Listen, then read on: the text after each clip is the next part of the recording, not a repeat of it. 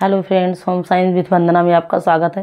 Friends, आज हम बात करेंगे, ये हमारा जो सन 2004 का पेपर है, टीजीटी गृह विज्ञान सन 2004 का पेपर है। ये देख लीजिए, इसका हम 50 क्वेश्चन करवा चुके हैं। PYQ 50 क्वेश्चन करवा चुके हैं। वैसे ये जो हल प्रश्न पत्र सहित है, ये इसका जो है एनालिसिस भी दिया गया है यहाँ पे। अगर हम बात करें तो हम 50 क्वेश्चन इसका करवा दिए हैं।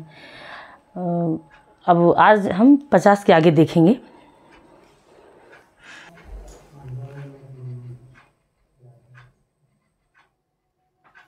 ये हमारा 51 नंबर का क्वेश्चन है। 50 तक हम कर चुके हैं, 51 से देख रहे हैं आज। दूसरा ये PYQ दूसरा हमारा प्रैक्टिस सेट होगा। पर्यावरण के अजैविक घटक हैं, इसमें दिया है आसपास की वायु, जल, स्थल, ये सभी। पर्यावरण के अजैविक घटक कौन से हैं? ये सभी हैं। इसमें ऑप्शन जो होगा ए सभी। आसपास की वायु, जल, स्थल, ये सभी।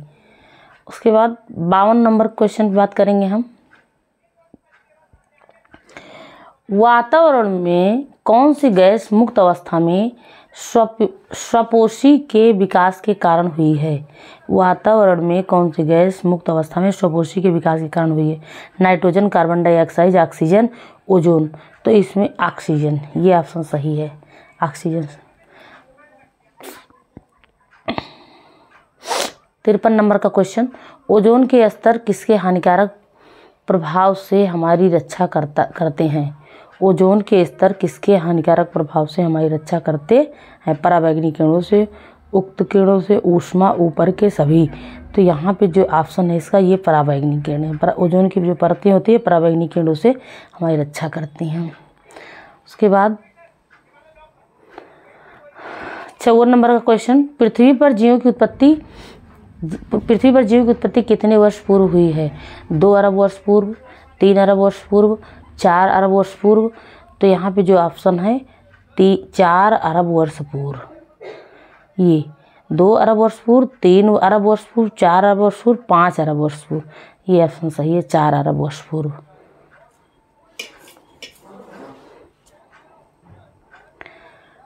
पचपन नंबर का क्वेश्चन, यहाँ पे प्लास्टिक किस प्रकार का अपशिष्ट है? प्लास्टिक किस प्रकार का अपशिष्ट है? जैव निम्नीकरण, जैव निम्नीकरण, वायु प्रदूषक, जल प्रदूषक। तो यहाँ पे जैव या निम्नीकरण, ये जो है हमारा क्वेश्चन, ये वाला आंसर सही है। प्लास्टिक किस प्रकार का अपशिष्ट है? जैव या निम्नीकरण।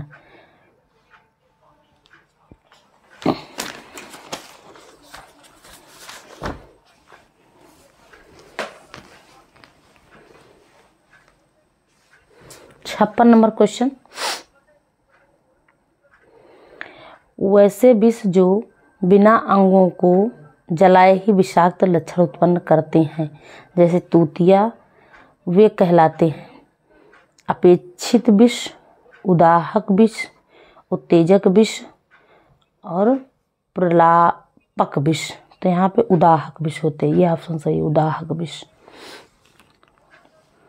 57 नंबर क्वेश्चन,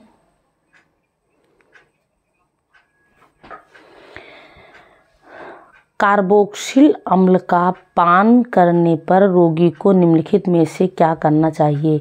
होमन नहीं कराना चाहिए तथा चूने के पानी अंडे की सफ़ेदी मिलाना चाहिए, वमन कराकर उसे चूने का पानी मिलाना चाहिए, केवल घी पिलाना चाहिए, कुछ भी नहीं पिलाना चाहिए। तो यहाँ पे ये वमन नहीं कराना चाहिए और चूने के पानी अंडे की सफ़ेदी पिलाना चाहिए, ये वाला आंसर सही है।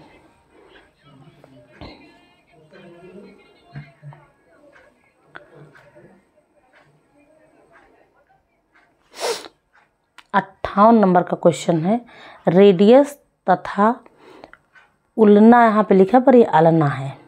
रेडियस तथा आलना अस्थियाँ भंग होने पर उसे स्थिर होने के लिए प्रयोग करना चाहिए। तो यहाँ पे खपच्चियों का, रस्सियों का, तेलों का, गर्म जल का।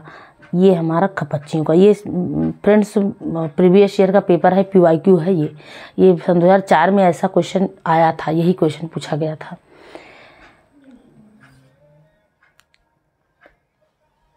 59 नंबर का क्वेश्चन है, मानसिक विकास होता है, मानसिक विकास होता है नियमित एवं क्रमबद्ध रूप से, अनियमित एवं क्रमबद्ध रूप से, अनियमित तथा अवस्थित रूप से, किसी भी तरह से नहीं। तो यहाँ पे ये वाला ऑप्शन सही है, नियमित एवं क्रमबद्ध रूप से। विकास, किस विकास में बालक अधिकांश बातें घर वालों के अनुकरण द्वारा सीखता है? शैशवावस्था, बाल्यावस्था, किशोरावस्था, बुढ़ापा। तो यहाँ पे जो आंसर है वो बाल्यावस्था है। बच्चा जो है अधिकांश बातें घर वालों को अनुकरण के द्वारा घर वालों से सीख कर ये करता रहता है।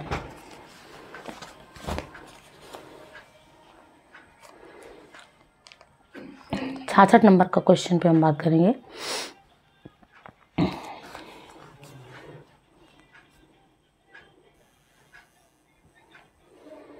छाछठ नंबर क्वेश्चन की बात करेंगे।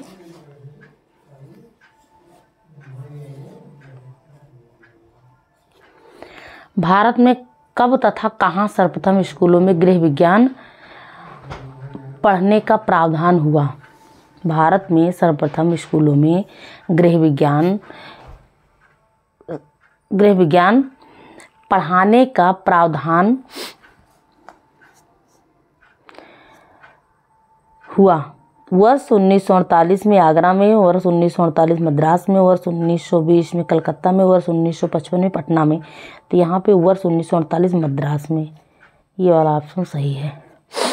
उसके बाद 1 मिनट, ये तो मेरा मिस्टेक हो गया।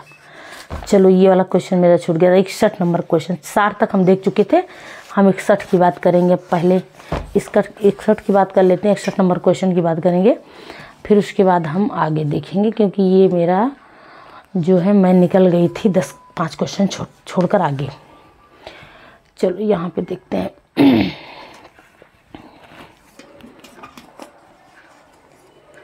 मैं जूम करने के चक्कर में ये सब मिस्टेक हो रहा है। चलो 61 नंबर क्वेश्चन की बात करते हैं। यहाँ पे बच्चों के स्थायी दांत कब से निकलने लगते हैं? 2 वर्ष की उम्र से, 4 वर्ष की उम्र से, 4 वर्ष की उम्र से, 8 वर्ष की उम्र से। तो यहाँ पे जो है 4 वर्ष की उम्र से ये है। और कौन से दांत है? स्थायी दांत। स्थायी दांत यहाँ पे 2 ऑप्शन एक ही जैसे है, 4 वर्ष की उम्र में, 4 वर्ष की उम्र से, दोनों 4 वर्ष की उम्र, दोनों ऑप्शन एक ही जैसे हैं। चलो यहाँ पे हमारा क्वेश्चन जो है ये दोनों हो सकते हैं, पर ये एक सही मानेंगे, मिसप्रिंट होगा ये। चलो एक जगह हम 3 वर्ष की आयु भी कर सकते हैं। चलो 3 वर्ष कर दिए, क्योंकि यहाँ जो इसमें हल प्रश्न में है वो 3 ही दिया है, तो हम इसको सही मान लेंगे और यहाँ पे हम कर देंगे, इसको 3 बना देंगे, 3 वर्ष। चलो आगे देखते हैं। 62 नंबर का क्वेश्चन हमारा क्या है? 62 नंबर क्वेश्चन, 12 वर्ष से 18 वर्ष का आयु काल कहलाता है? किशोरावस्था, बाल्यावस्था, युवावस्था, शैशवावस्था। तो यहाँ पे हमारा किशोरावस्था कहलाएगा, क्योंकि ये एज जो है किशोरावस्था का होता है, 12 से 18 वर्ष की। और यहाँ पे जो है सारी अवस्थाओं का व्याख्या में दिया है, सारी अवस्थाएं कौन कौन कितनी कितनी से कितनी होती हैं। तो आगे हम देखेंगे 63 नंबर का क्वेश्चन हमारा जो है, विकास के क्षेत्र में गृह विज्ञान का योगदान है। विकास के क्षेत्र में गृह विज्ञान का योगदान है। पारिवारिक स्तर उत्थान, स्वास्थ्य तथा पोषण के क्षेत्र में, रोजगार तथा परिवार कल्याण के क्षेत्र में, बाल शिक्षा तथा स्त्री शिक्षा के क्षेत्र में, उपयुक्त सभी में। तो ये हमारा आंसर उपयुक्त सभी आंसर सही है, ये वाला हमारा सही है। उसके बाद हम बात करेंगे 64 नंबर का क्वेश्चन, राष्ट्रीय महिला आयोग संबंधी नया अधिनियम बना। राष्ट्रीय महिला आयोग संबंधी नया अधिनियम बना वर्ष 1980 में, वर्ष 1990 में, वर्ष 1976 में, वर्ष 1961 में। तो ये हमारा जो है वर्ष 1990 में बना है, ये वाला आंसर सही है, वर्ष 1990। उसके बाद 65 नंबर क्वेश्चन, भारतीय संविधान के किस भाग में कहा गया है कि राज्य को ऐसी व्यवस्था करनी चाहिए जिसमें स्त्री तथा बच्चों के स्वास्थ्य और शक्ति का दुरुपयोग नहीं हो? तो यहाँ पे प्रस्तावना में राज्य के नीति निर्देशक तत्व में, मौलिक अधिकार में, आपातकालीन स्थितियों में।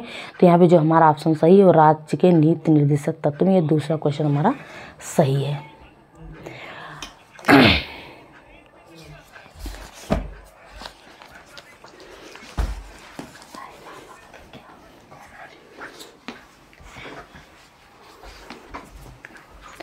अब हम आ गए 66 नंबर क्वेश्चन पे। भारत में कब तथा कहाँ सर्वप्रथम स्कूलों में गृह विज्ञान पढ़ाने का प्रावधान हुआ? तो ये हमारा क्वेश्चन ये वाला सही है, वह 1948 आगरा में। ये अब हमारे इस क्वेश्चन पे, क्योंकि ये डबल लेन में दिया गया और हम जूम करने के चक्कर में मैं दूसरी पेज पे चली गई। चलो अब हम बात करेंगे यहाँ पे 67 नंबर क्वेश्चन पे की बात करेंगे। सर्वप्रथम कहाँ तथा किस उच्च विद्यालय में गृह विज्ञान शिक्षण विषय के रूप में सम्मिलित किया गया? महारानी लक्ष्मीबाई बालिका उच्च विद्यालय बिहार शरीफ, महारानी बालिका उच्च विद्यालय बड़ौदा गुजरात, राजकीय कन्या उच्च विद्यालय राजेंद्र नगर पटना, राजकीय दुर्गावती उच्च विद्यालय आगरा उत्तर प्रदेश। तो यहाँ पे जो हमारा आंसर होगा वो ये होगा, महारानी बालिका उच्च विद्यालय बड़ौदा। ये वाला आंसर दूसरे नंबर का क्वेश्चन हमारा सही है। ये दूसरे नंबर क्वेश्चन हमारा सही है फ्रेंड।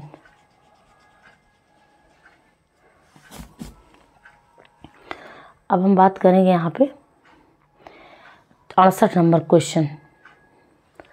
68 नंबर में किस पुरुष ने सर्वप्रथम गृह विज्ञान पीएचडी की उपाधि प्राप्त की है? ये हमारा जो सबसे doctor K N. Chandrashekhar, doctor Madhusudan Prasad Sinha, doctor Manohar Goswami, Nageshwar Prasad. तो ये हमारा ये ऑप्शन सही है, डॉक्टर के.एन. चंद्रशेखर। पहला ऑप्शन सही है, डॉक्टर के.एन. चंद्रशेखर। उसके बाद 69 नंबर का क्वेश्चन है, वह प्रथम भारतीय पुरुष जिसे गृह विज्ञान में पीएचडी कर राजेंद्र कृषि विश्वविद्यालय पूसा समस्तीपुर बिहार में गृह विज्ञान संकाय के डीन पद पर कार्य किया? तो ये डॉक्टर के.एन. चंद्रशेखर ही होंगे। यहाँ पे जो ऑप्शन है डॉक्टर के.एन. चंद्रशेखर, पहला ऑप्शन सही है।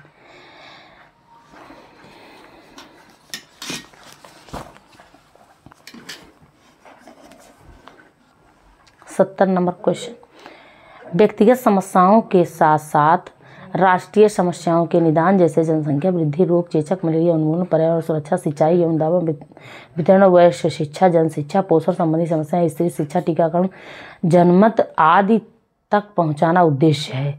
तो यहाँ पे पहला ऑप्शन है औपचारिक शिक्षा, अनौपचारिक शिक्षा, औपचारिक अनौपचारिक दोनों शिक्षा, उसके बाद उपयुक्त तो किसी के नहीं। तो यहाँ पे जो है औपचारिक और अनौपचारिक दोनों, ये दोनों का सहयोग है, दोनों शिक्षा का इसमें हाथ है, दोनों का उद्देश्य है ये। अब हम बात करेंगे 71 नंबर का क्वेश्चन। 71 नंबर क्वेश्चन में गृह विज्ञान का अर्थ है गृह प्रबंध करने वाला विज्ञान, अपने संसाधनों का प्रबंध करने की कला, घर को सजाने की कला, घर में कार्य करने का विज्ञान। तो गृह विज्ञान का अर्थ जो है अपने संसाधनों को प्रबंध करने की कला। ये ऑप्शन हमारा सही है, दूसरे नंबर का ऑप्शन सही है, ये वाला सही है। अब हम बात करेंगे 72 नंबर का क्वेश्चन की बात करेंगे। किसी वस्तु की कार्यप्रणाली को बताना ही प्रतिपादन है।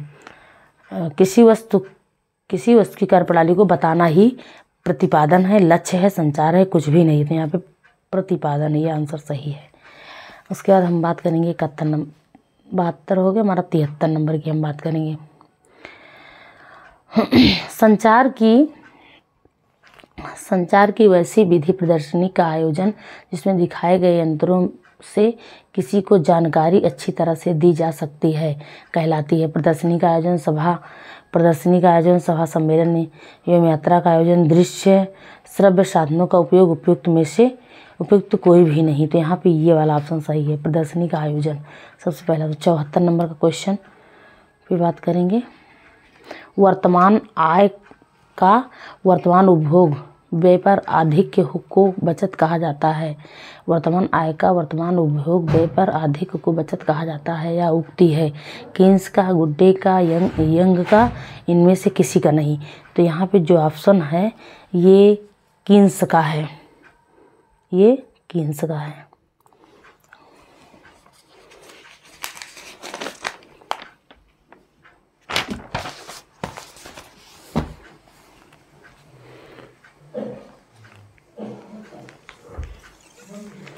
अब हम बात करेंगे 75 नंबर क्वेश्चन की बात करेंगे। बालोपहार योजना, बाल विकास फंड योजना किस बैंक या संस्थाओं के अंतर्गत कार्य कर रही है? जीवन बीमा निगम या भारतीय यूनिट ट्रस्ट, डाकघर, राष्ट्रीय बैंक, उपरोक्त में से कोई नहीं। तो यहाँ पे जो ऑप्शन सही है ये है जीवन बीमा निगम तथा भारतीय यूनिट ट्रस्ट। बैंक के खाते के प्रकार हैं बचत खाता, आवर्ती खाता, निश्चित अवधि जमा खाता, चालू खाता, उपरोक्त सभी। तो यहाँ पे उपरोक्त सभी हैं। बैंक खाते के प्रकार उपरोक्त सभी हैं। हम बात करेंगे 77 नंबर क्वेश्चन की। घी, मक्खन, खाद्य तेल, शहद, दालें, मसाले, आटा तथा बेसन उत्पाद पर प्रमाणन चिन्ह होते हैं। एगमार्क, ISI, FPO इनमें से कोई नहीं। तो यहाँ पे जो 77 नंबर का क्वेश्चन है इसका आंसर है एगमार्क। ये हमारे घी, मक्खन, खाद्य तेल, शहद, दालें, मसाले, आटा तथा बेसन उत्पाद पर प्रमाणन चिन्ह होते हैं। एगमार्क ये ऑप्शन सही है। अब हम बात करेंगे 78 नंबर के क्वेश्चन की। निर्णय करने में उन उद्देश्यों का अस्तित्व निहित है जिनके प्रति उसका प्रतिस्थापन किया गया। यह किसकी उक्ति है? यहाँ पे जो ऑप्शन में डी वुड्स, थॉमस, एस्थारा फ्रिचुवेटन, CS वेस्टोन इनमें से कोई नहीं। तो यहाँ पे डी वुड्स थॉमस का है ये कथन डी वुड्स थॉमस का। यहाँ पे उद्देश्यों का अस्तित्व निहित है जिनके प्रति क्या है? अस्तित्व निहित, उद्देश्यों का अस्तित्व निहित है जिनके प्रति उसका प्रतिस्थापना किया गया हो। ये हमारा ऑप्शन सही है। अब हम बात करेंगे 79 नंबर का क्वेश्चन। समानुपातिक प्रभाव के नियामक हैं। समानुपातिक प्रभाव के नियामक हैं। केवल रेखा का प्रभाव, केवल दूरी का प्रभाव, रेखा दूरी तथा माप का प्रभाव, कोई भी नहीं। तो यहाँ पे ये वाला ऑप्शन सही है। रेखा दूरी तथा माप का प्रभाव, ये ऑप्शन सही है। अब हम आते हैं 80 नंबर के क्वेश्चन पे। 80 नंबर का क्वेश्चन हमारा है, गंदे कपड़ों पर साबुन की टिकिया के स्थान साबुन का चूर्ण, विरंजक चूर्ण का प्रयोग क्या कहलाता है? अच्छा, ये मतलब क्या होता है? अच्छा होता है, श्रेयस्कर होता है, खराब होता है, कोई भी नहीं होता है। तो यहाँ पे श्रेयस्कर होता है। ये ऑप्शन सही है। उसके बाद 6 से 12 वर्ष तक के काल को कहते हैं बाल्यावस्था, किशोरावस्था, युवावस्था, बुढ़ापावस्था। तो यहाँ पे जो ऑप्शन है ये 6 से 12 साल ये कहलाता है बाल्यावस्था। ये ऑप्शन सही है, बाल्यावस्था। यहाँ भी पूरे जो है इसकी एनालिसिस दी गई है कि किस एज को क्या कहते हैं। यहाँ भी इस वाले प्रश्न के साथ भी एनालिसिस दी गई है। अब हम 82 नंबर क्वेश्चन की बात करते हैं। किस अवस्था में यौन परिपक्वता के कारण बालक के शरीर में अनेक परिवर्तन होते हैं? बाल्यावस्था, किशोरावस्था, युवावस्था, बुढ़ापावस्था।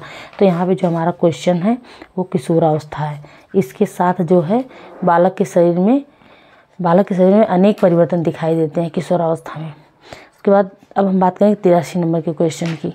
83 नंबर क्वेश्चन, जन्म के समय शिशु के सिर की लंबाई पूरे शरीर की लंबाई की कितनी होती है? 1/4, आधी, 2/3, 1/3। तो यहाँ पे जो ऑप्शन सही है वो 1/4 है। ये ऑप्शन सही है। उसके बाद शिशु पालन एवं सामाजिकरण की प्रक्रिया का सबसे संबंध होता है।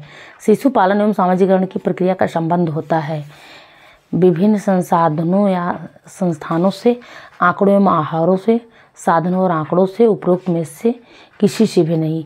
तो यहाँ पे जो ऑप्शन है वो विभिन्न संस्थानों या साधनों से, विभिन्न साधनों या संस्थानों से। ये ऑप्शन सही है। शिशु पालन एवं सामाजिकरण की प्रक्रिया का संबंध इससे होता है। ये ऑप्शन सही है। उसके बाद अब हम बात करेंगे 85 नंबर क्वेश्चन की। 85 नंबर क्वेश्चन की बात हम करें तो यहाँ पे जो हमारा पहला है,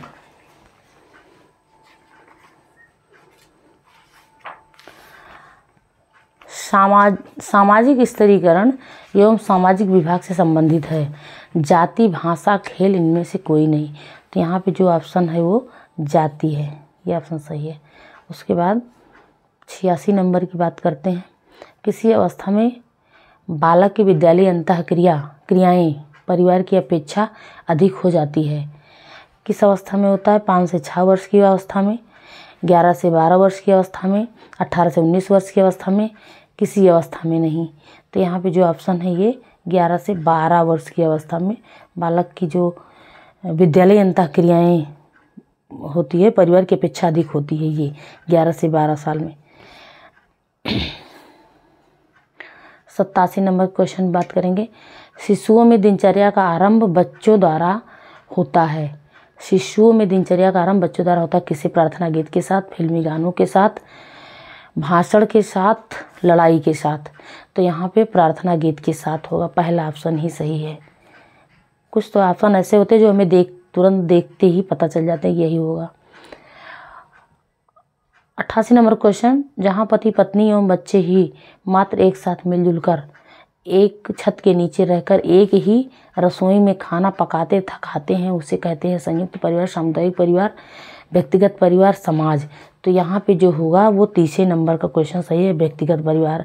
यहाँ पे व्यक्तिगत परिवार दिया है, न एकल परिवार दिया है, न न्यूक्लियर फैमिली दिया है, यहाँ पे व्यक्तिगत परिवार दिया। ये देखिए थोड़ा सा आपको नया मिलेगा, क्योंकि ये क्वेश्चन और बार जब बनता है तो वहाँ न्यूक्लियर और एकल दे देता है।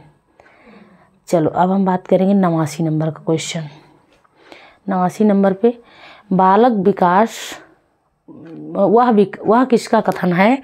संयुक्त परिवार दाम्पत्य प्रेम के विकास का अवसर कम प्राप्त होता है।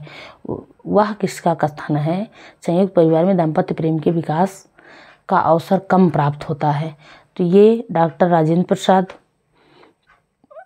Doctor C V Raman, doctor Jagdish Chandra Bose, doctor MP Sinha. तो यहाँ पे डॉक्टर राजेंद्र प्रसाद, ये ऑप्शन सही है।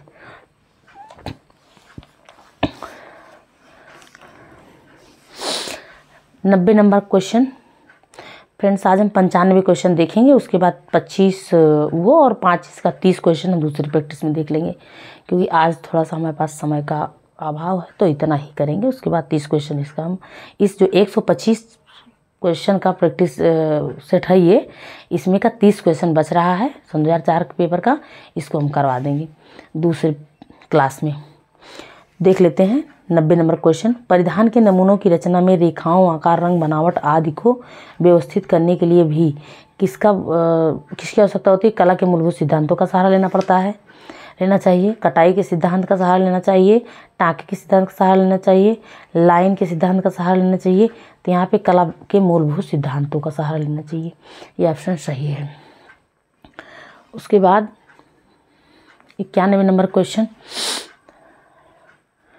सीधी, आड़ी, खड़ी और तिरछी रेखाओं वाले नमूने रेखाओं की विभिन्न दिशाओं में बनाकर तैयार किए जाते हैं जो कहलाते हैं। ये जो सीधी, आड़ी, खड़ी, तिरछी रेखाओं वाले नमूने रेखाओं की विभिन्न दिशाओं में बनाकर तैयार किए जाते हैं जो कहलाते हैं भूमिगत विन्यास वाले, प्राकृतिक विन्यास वाले, भोजपुरी विन्यास वाले, मगही विन्यास वाले। तो यहाँ पे भूमिगत विन्यास वाले कहलाएंगे, ऑप्शन सही है। उसके बाद 92 नंबर के क्वेश्चन की बात करेंगे। परिधान का रंग, रूप और आकार खिलता है उचित तथा अच्छे अनुपात से, उचित तथा अच्छे अनुपात से, उचित तथा अच्छी लय से, अच्छी अनुरूपता से, किसी से नहीं। तो यहाँ पे जो चारों ऑप्शन हैं इसमें जो है आंसर वो है ये वाला, उचित तथा अच्छे अनुपात से, ये वाला आंसर सही है। उसके बाद 93 क्वेश्चन देखेंगे। किसके लिए परिधान रचना में रंग, रेखा, आकृति तथा अलंकरण में पुनरावृत्ति, स्थिरीकरण तथा विकिरण का प्रयोग करना चाहिए? तो यहाँ पे जो ऑप्शन है संतुलन, लय, समानुपात, अनुरूपता, ये लय की बात की जा रही है। पुनरावृत्ति मतलब लय, अलंकरण, पुनरावृत्ति, स्थिरीकरण तथा विकिरण का प्रयोग करना चाहिए, तो लय की बात है, आंसर लय होगा। उसके बाद अब हम बात करेंगे यहाँ पे 94 क्वेश्चन। किस स्केल में कोई भी व्यक्ति अपनी पोशाक या पहनावे के औचित्य का मूल्यांकन कर सकता है? संतुलन और लय, समानुपात, अनुरूपता, इन सभी पर। तो यहाँ पे जो आंसर होगा ये इन सभी पर होगा। क्या क्वेश्चन क्या पूछ रहा है? किस स्केल में कोई भी व्यक्ति अपनी पोशाक या पहनावे के औचित्य का मूल्यांकन कर सकता है? संतुलन और लय, समानुपात, अनुरूपता, इन सभी पर। तो यहाँ पे चौथे नंबर का ऑप्शन सही है।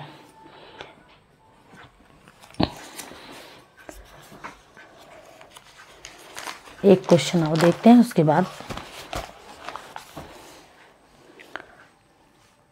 लास्ट का क्वेश्चन है ये हमारा 95 नंबर का। उसके बाद हम दूसरे प्रैक्टिस सेट में ले लेंगे चूषण विधि द्वारा किस प्रकार के वस्त्रों की धुलाई की जाती है? तो यहाँ पे हल्के वस्त्रों की, भारी वस्त्रों की, रेशमी वस्त्रों की, ऊनी वस्त्रों की।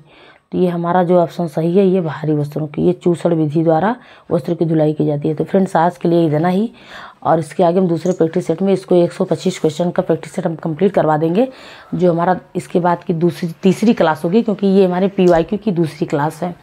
और अब हम ये आपको जो 2004 का पेपर है, इसके अलावा जो हमारे पास मैटर है 5 का है, 2005 का है, 2006 का और 8, 7, ऐसा जो भी हुआ है अभी तक, जो भी पेपर हुआ है ये समझ लीजिए, हम आपको सब करवा देंगे। अभी इसके अलावा मेरे पास जो है वो 5-6 प्रैक्टिस सेट है, तो 16 तक तो मेरे इसी बुक का है, और मैं ये सब कंप्लीट करवा दूंगी आपको। PYQ जो है मैं PYQ ही करवाऊंगी इस टाइम पे। और जो प्राथमिक स्वास्थ्य एवं गृह परिचर्या वाली बुक से मैं करवा रही थी, उसका तो प्रैक्टिस सेट पूरा कंप्लीट हो गया। पूरा टॉपिक वाइज जो है जितने भी उसमें अध्याय थे, जितनी पार्ट लेसन थे, सब प्रैक्टिस करवा दिए हैं। अब जो रीड मुझे करवाना है 3 लेसन तक मैं रीडिंग भी करवा दी हूँ। चौथे लेसन से मैं रीडिंग करवाना चाह रही हूँ, और जैसे मुझे टाइम मिलेगा मैं थोड़ा थोड़ा करवाती रहूँगी। वैसे हम लोगों को कोई चीज़ नया बहुत ज़्यादा नहीं पढ़ना इस टाइम पे, समय हम लोगों के पास बहुत कम है। जितना ज़्यादा हम लोग PYQ और कुछ प्रैक्टिस सेट लगाएं, क्वेश्चन आंसर करें जितना ज़्यादा, और प्रीवियस ईयर पेपर, वो हमारे लिए उतना ही अच्छा होगा। तो फ्रेंड्स आज के लिए इतना ही, धन्यवाद। आप हमारे चैनल को सब्सक्राइब कीजिएगा, वीडियो को लाइक कीजिएगा। धन्यवाद फ्रेंड्स।